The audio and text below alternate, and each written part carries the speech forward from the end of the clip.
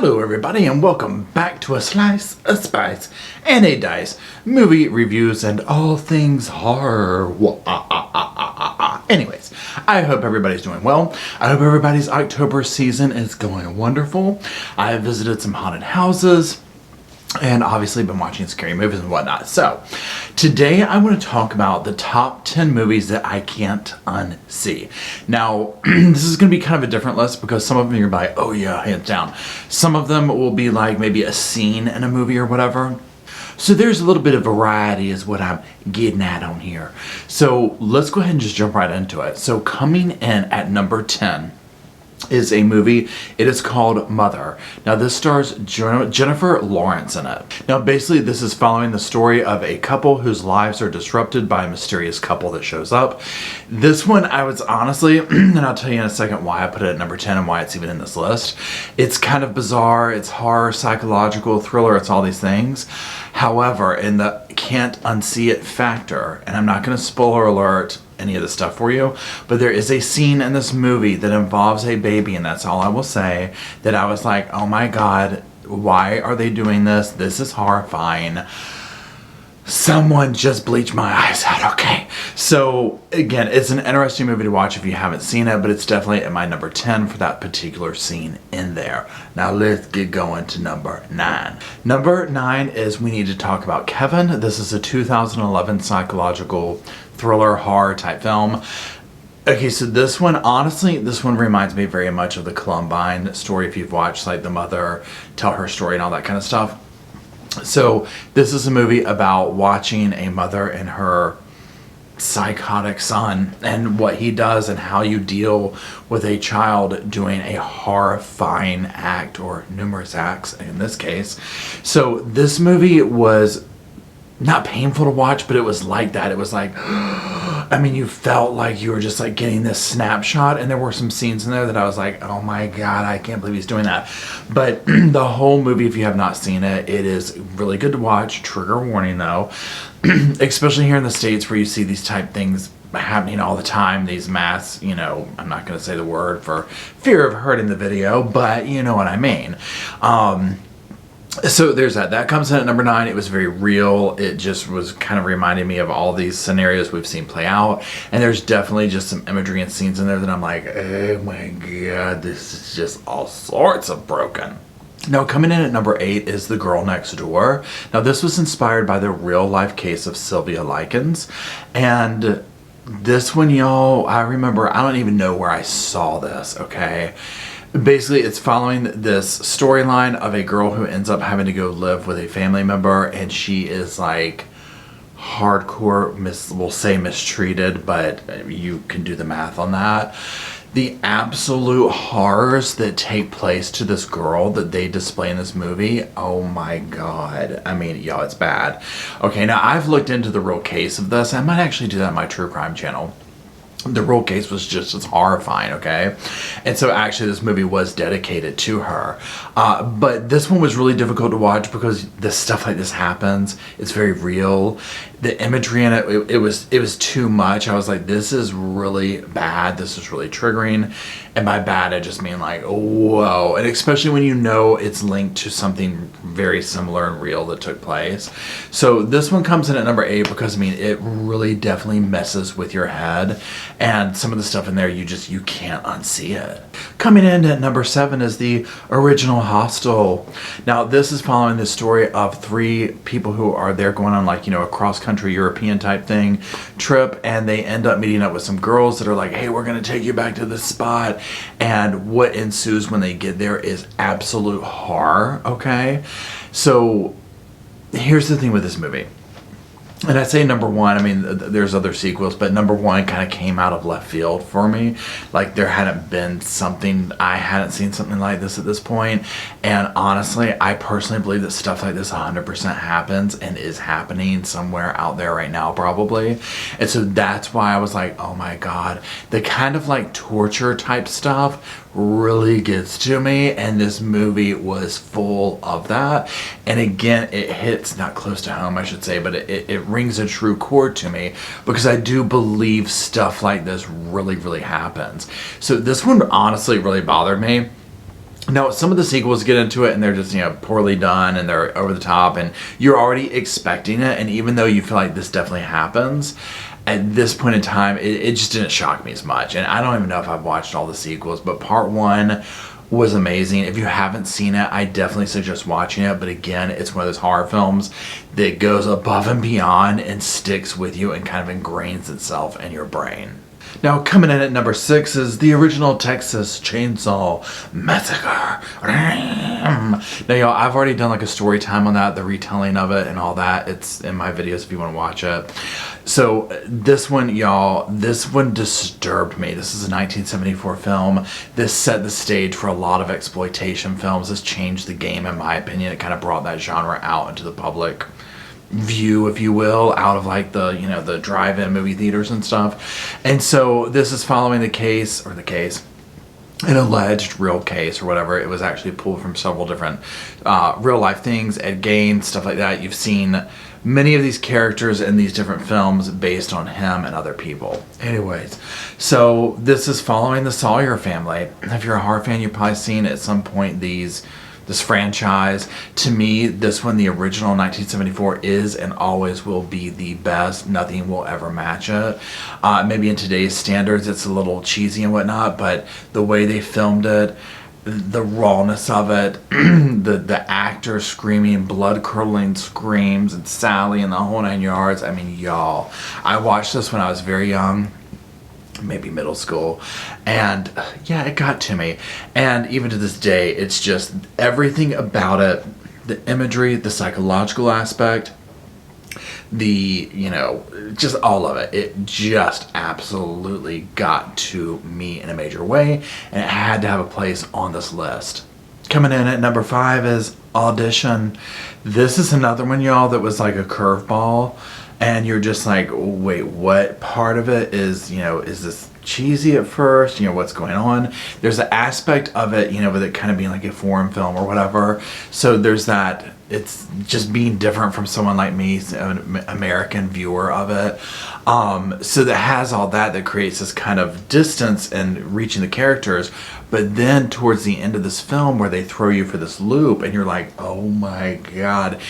So let's talk very quickly about what this one's about. Basically, a widower is trying to find a new wife. He is doing essentially auditions. There's kind of a fake situation or whatever, but he's doing these auditions. He takes this liking to this one particular girl, and it's the definite wrong one, okay? Now again, I'm not going to spoiler alert any of this, so let's just go with that. There's that. She ends up being the last person that he needed to have gotten with, and she puts him through, again, this kind of torture, crazy aspect of things. That some of the stuff that she does, oh my gosh, it makes me want to hold my eye. Okay, so anyways, this director, he is known for these kind of films. It's amazing. This one really kind of kicked things off and became like a cult classic. If you've not seen it, trigger warning. It's another one of those where you're like, ugh. Again, for me, I had to watch it just to be more like ready to do the subtitles, all that kind of stuff. It wasn't a total, but nonetheless, it just completely bothered me. And again, some of that stuff, I mean, I still just think I have to hold my eye. It bothers me that much. Anyways, that is on the list. Let's keep going. Number 4, Faces of Death. Now, y'all, this one, I was trying to figure out where to put it on the list here. Okay, so it made it into like the top 5 simply because I was like, okay, again, this one, the original one, came out, so I watched this at some point in my childhood.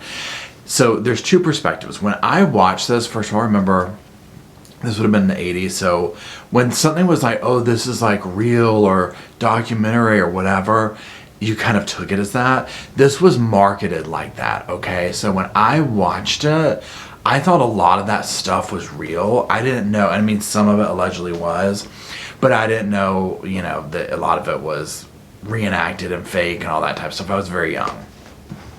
The gore of it is extreme.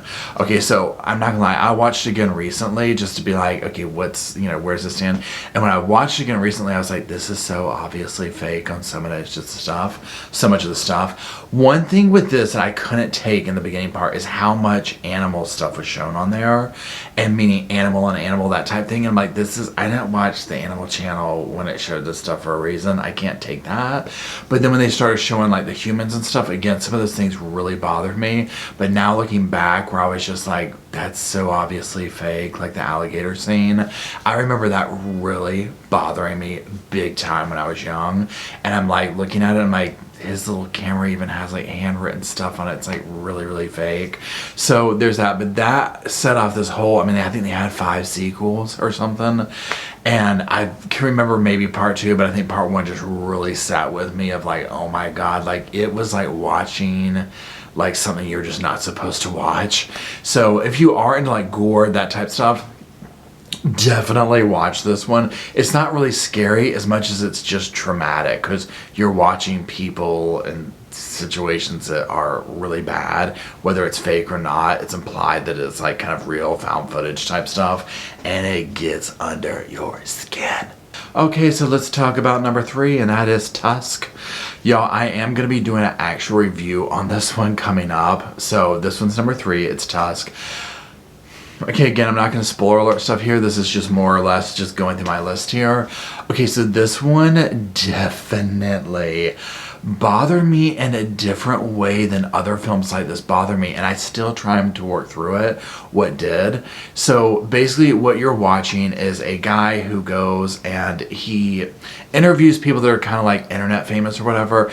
By hook or crook, he can't meet one guy that he is supposed to go meet, so he ends up hooking up with this other dude who's like, I have all these stories, and this dude has the story of Mr. Tusk. Okay.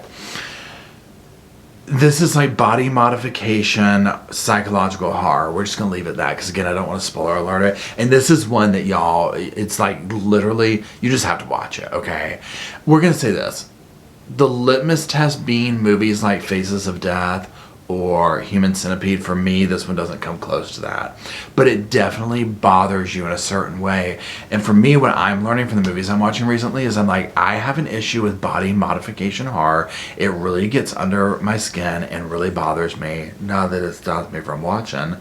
And this did that too, but also because even though the main character in this at first is presented in a way that you don't really like him, you know what I'm saying? You end up being like, oh my God, you feel so bad for him, and you see this really troubling side of human nature on many different levels, and the film does that really well.